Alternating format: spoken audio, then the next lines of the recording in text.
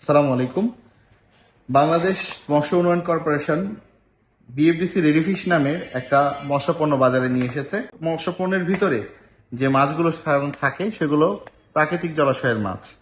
তো হাওর বাওর, কাপ্তাই লেক, নদী, সমুদ্র থেকে মাছগুলো কালেক্টেড হয়।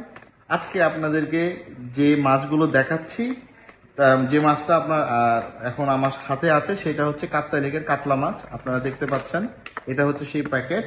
এই প্যাকেটের ভিতরে যে মাছগুলো আছে, এই মাছগুলো একটা পিস আরেকটা পিসের থেকে আলাদা। কেন? কারণ হচ্ছে এই মাছগুলো ব্লাস্ট করা, ব্লাস্ট ফ্রিজিং -40°C তাপমাত্রায় করা হয়। কারণ হচ্ছে ব্লাস্ট করা হলে মাছের ভিতরে কোনো ধরনের ব্যাকটেরিয়া জন্মাতে পারে না এবং মাছের যে স্বাদ তা 8 থেকে 10 মাস পর্যন্ত অ্যাজ ইট ইজ ভাবে থাকে। তো এরকম কাপ্তাই লেকের এই কাতলা মাছ দেখতে পাচ্ছেন কত বড় বড় পিস। মাছগুলো আমার এখানে আরো অনেকগুলোই আছে, যে আপনারা দেখতে পাচ্ছেন কত বড় বড় পিস। ঠিক আছে, এই যে পিস কত বড় বড়। তো এই মাছগুলো সাথে আরো প্রায় 40-45 প্রজাতির মাছ রয়েছে।